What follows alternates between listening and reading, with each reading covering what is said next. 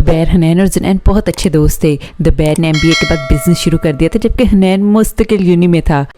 हनैन और दुबैर के घर इस्लामाबाद में थे, लेकिन ज़रियाब ने यहाँ अपार्टमेंट लिया हुआ था। शाम में हनैन और दुबैर इसी के फ्लैट पर पाए जाते थे। दुबैर ऑफिस में बैठा कुछ फाइल्स देख रहा था जब इसका सेक्रेटरी अंदर दाखिल हुआ। दुबैर ने एक नज़र उस पर डाली और कहा, बोलो क्या बात है? सर, वो हनैन साहब आए हैं।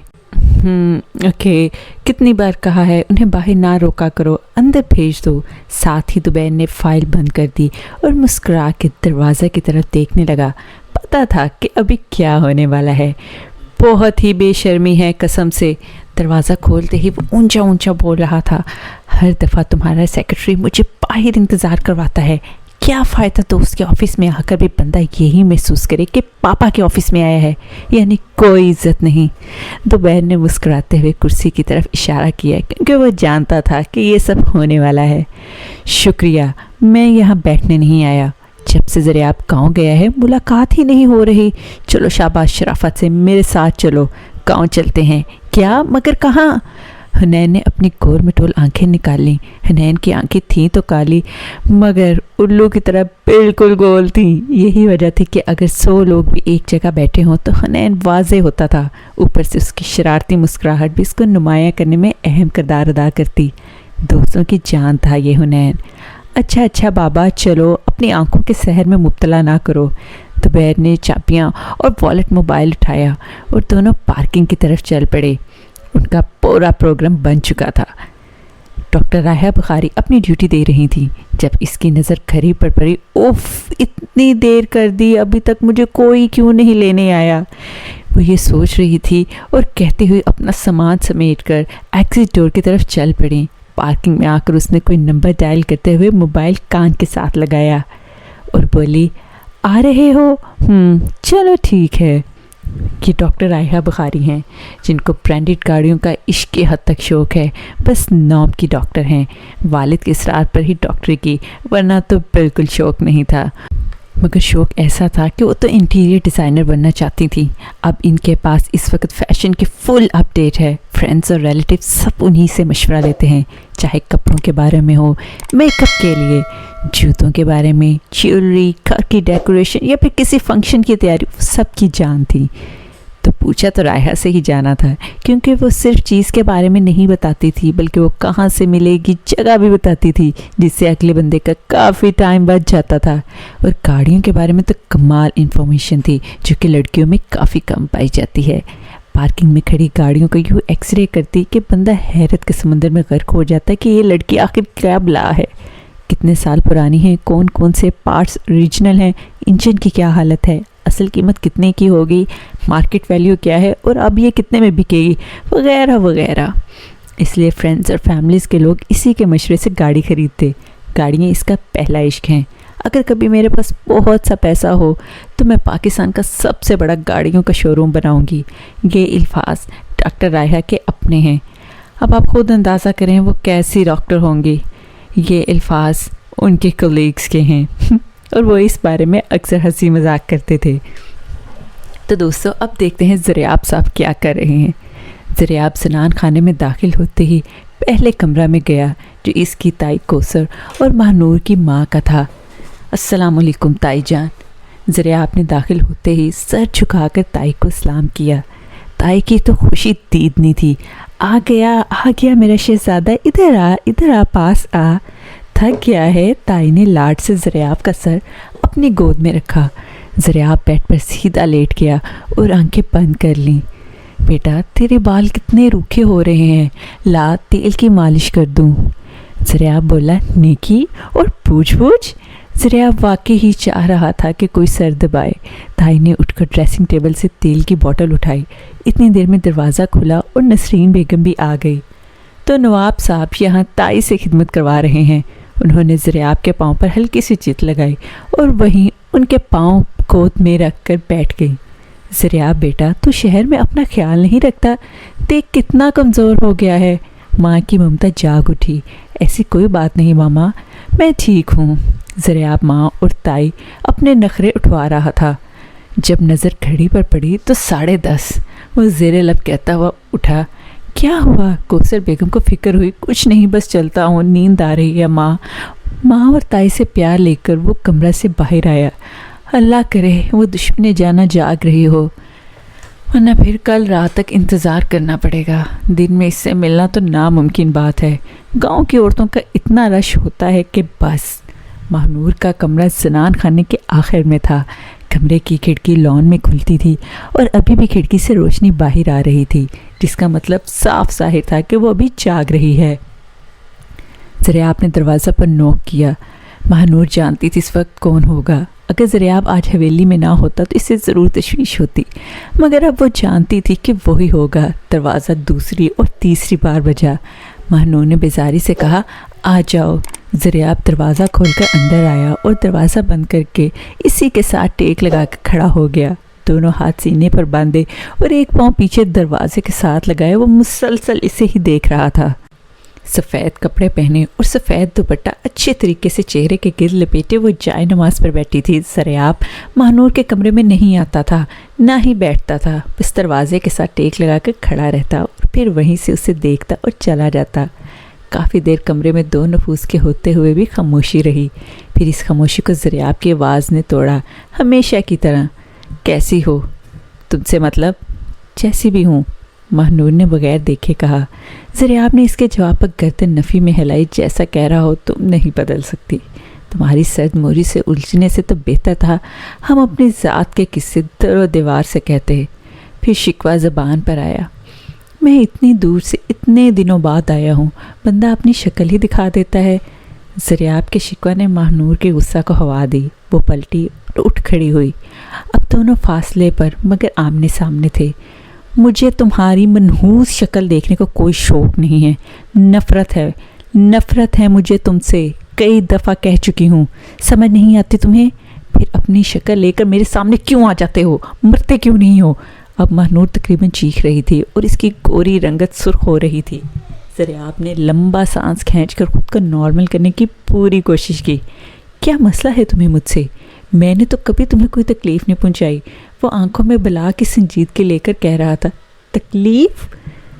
تکلیف سردار زریاب علی خان، تمہیں تکلیف کا لفظ کیا تم جانتے ہو تم کیا بول رہے ہو؟ تکلیف کے معنی نہیں آتے. تم شاید جانتے بھی ہو. بالکل نہیں جانتے. منتیں مانی ہیں تمہارے مرنے کی میں نے. منتیں. جس دن منت پوری ہو گئی میں درگاہ پر چادر چڑھاؤں گی. اور جانتے ہو، پھولوں کی نہیں، نوٹوں کی. ماہنور غصے کی شدت سے سرخ ہو رہی تھی. زریاب کو ماہنور کے الفاظوں نے بہت تکلیف دی. وہ صرف اتنا ہی کہہ پایا، ماہنور، بہت ہی دھیمے مزاج میں. تبھی ماہنور بولی، مت نام لیا کرو میرا. اب مجھے نور بی بی بولتے ہیں اور تم بھی یہی کہا کرو. ویسے بھی میں تم سے بڑی ہوں، احترام کیا کرو میرا. میرے لیے تم کل بھی ماہنور تھی، آج بھی اور آئندہ بھی ماہنور ہی رہو گی. زریاب نے اپنی بادامی آنکھیں جن میں تھکن نمایاں تھی ماہنور کے چہرے پر کاٹتے ہوئے کہا، اور سنو، یہ جو تم ہر وقت میرے مرنے کی دعائیں مانگتی ہو نا، تم نے میری زندگی کے لیے رو رو کے دعائیں نہ مانگی تو میرا نام بھی زریاب علی خان نہیں. اس کے ساتھ ہی وہ پلٹا، مگر پھر ماہنور کی طرف دیکھ کے کہا، ماہنور، قدر نہ کی جائے تو نعمتیں چھین بھی لی جاتی ہیں، پھر چاہے وہ رزق ہو یا محبت. اس کے دل پر ایک بار پھر چوٹ لگی اور وہ بہت دکھی ہو گیا تھا. اسی کے بعد وہ اپنے کمرے کی طرف کمر بڑھا کر چل پڑا. ایک بار پھر سے کہیں اندر بہت دور کچھ کھنک کے ٹوٹا تھا، لیکن وہ کیا کر سکتا تھا. پارکنگ میں آ کر دوپہر نے ہچکی لی. خیریت؟ حنین نے اپنی بڑی بڑی آنکھیں گھما کر پوچھا. پتہ نہیں یار، رات سے ہی آ رہی ہیں. اگر اب تھوڑی تھوڑی دیر بعد آ رہی ہیں تو کیا کروں؟ میرے گلے میں بھی درد ہونے لگا ہے، ساتھ ساتھ سینہ بھی بچ رہا ہے. تکلیف دوپہر کے چہرہ سے واضح تھی. چابیاں ادھر دو، میں خود ہی ڈرائیو کر لوں گا. اپنی زندگی کا رزق نہیں لے سکتا، اور رزق تو بالکل بھی نہیں. حنین نے ڈرائیونگ سیٹ پر بیٹھتے ہوئے کہا. وہ انتہائی شوخ مزاج میں بول رہا تھا، لیکن ان کی منزل ایک ہی تھی. وہ ڈرائیونگ کرتا ہوا آگے بڑھنے لگا اور سفر کٹنے لگا. آج اتوار ہے. کنین نے حالہ بھی کو صبح صبح کچن میں دیکھ کر پوچھا. جی، مختصر جواب آیا. صرف اتنا ہی؟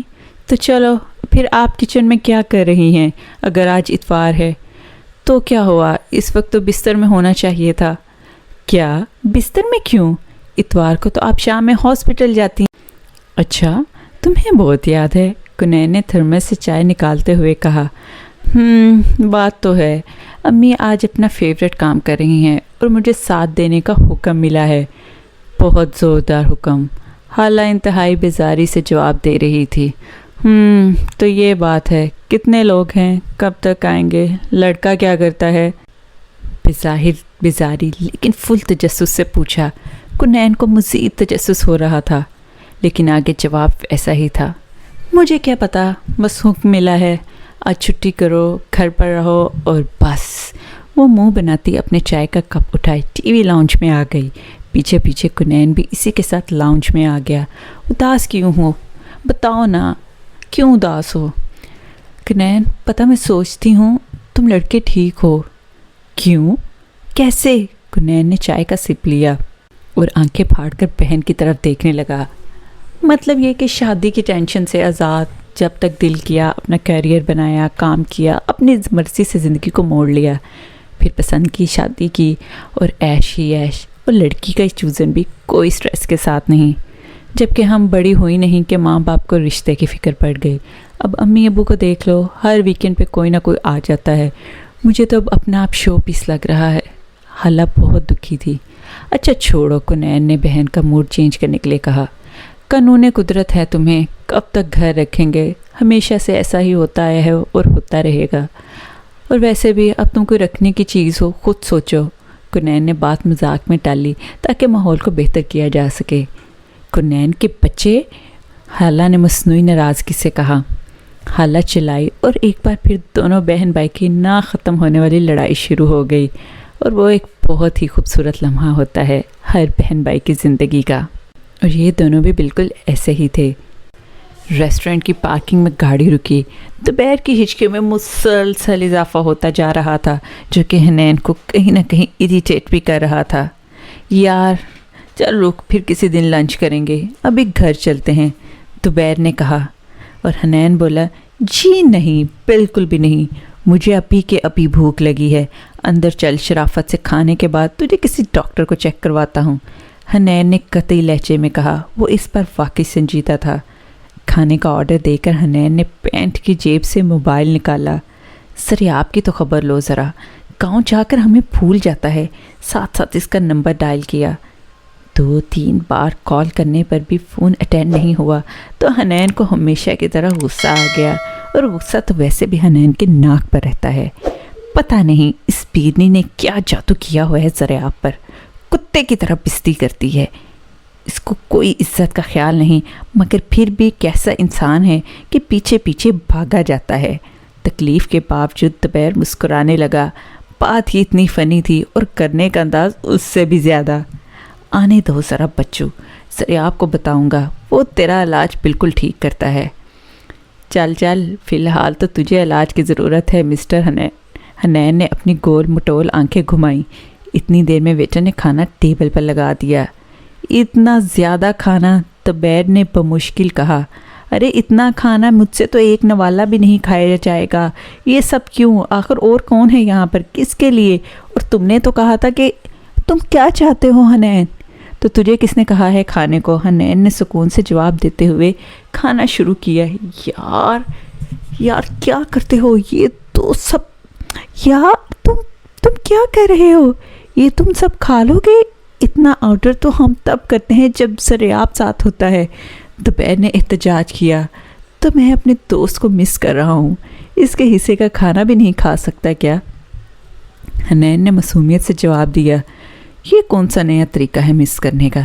دوپہر اب ہچکیوں سے اکتا چکا تھا، اوپر سے حنین کی عجیب حرکتیں، وہ واقعی میں پریشان ہو رہا تھا اور تکلیف ساتھ ساتھ تھی۔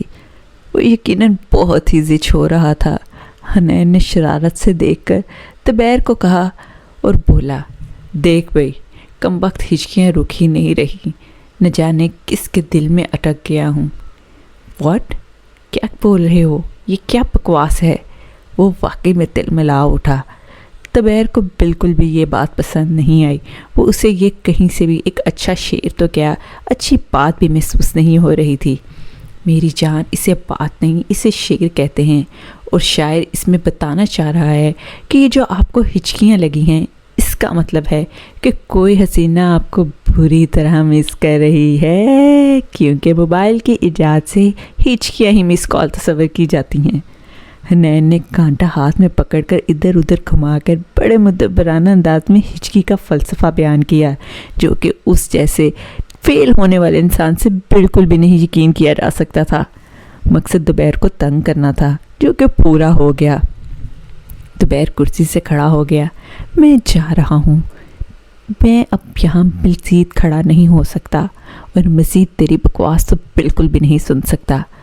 ارے بابا رک رک رک جا بھائی، رک دیکھ، ناراض نہ ہو، دوست ہے تو میرا۔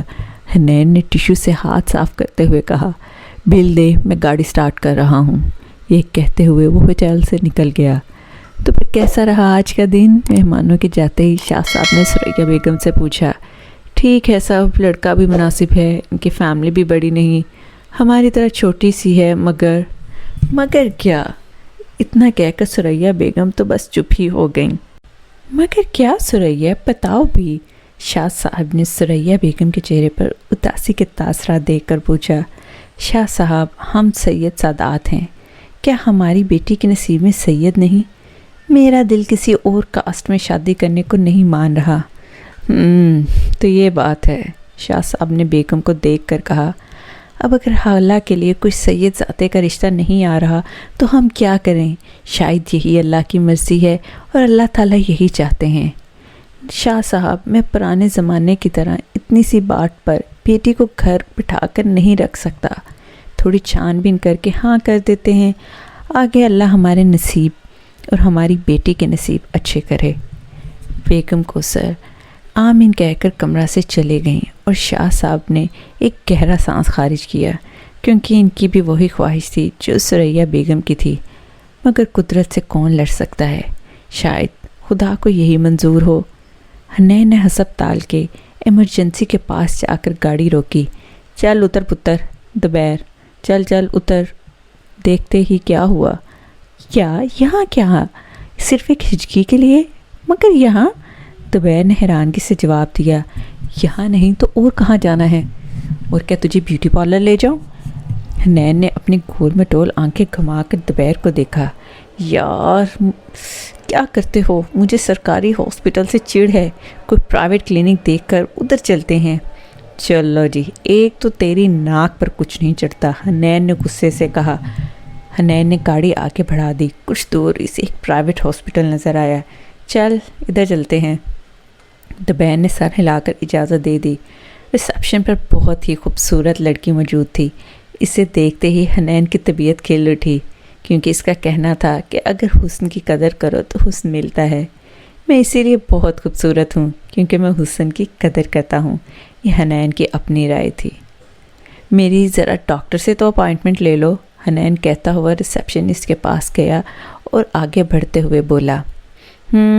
ٹھیک ہے، دوبیر نے کہا، اور ہمیشہ کی طرح خاموشی سے حنین کی حرکتیں دیکھتا رہا کہ یہ اب کیا کرے گا۔ ہمیشہ کی طرح حنین کی آنکھوں میں شوخی جلملا رہی تھی۔ حنین نے مسئلہ بتایا اور ریسیپشنسٹ نے انتہائی خوش اخلاقی سے ایک پیپر پر کچھ لکھ کر کمرہ نمبر 9 کی طرف اشارہ کرتے ہوئے کہا کہ وہاں تشریف لے جائیں۔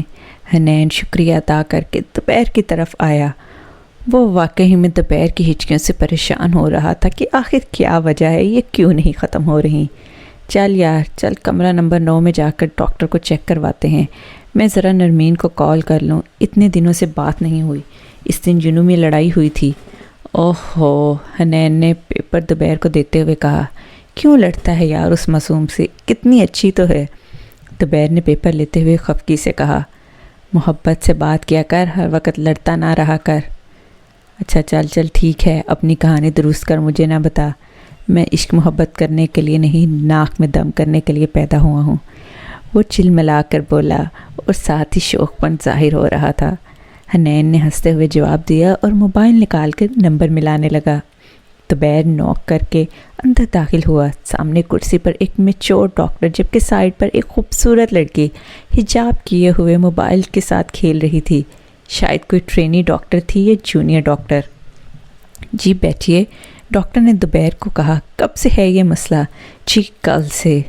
हाँ ठीक है, दुबैर ने जवाब दिया। बड़ी डॉक्टर ने इस लड़की को डॉक्टर रायहा के नाम से बुलाया। कहानी का बकिया हिस्सा अगली किस्त में मुलाहिजा फरमाएं। चैनल को सब्सक्राइब करें और बेल आइकन को हिट करना बिल्कुल मत भूलिएगा ताकि लेटेस्ट वीडियोस की अपडेट्स आपको मिलती रहे। शुक्रिया। अल्लाह हाफिज़।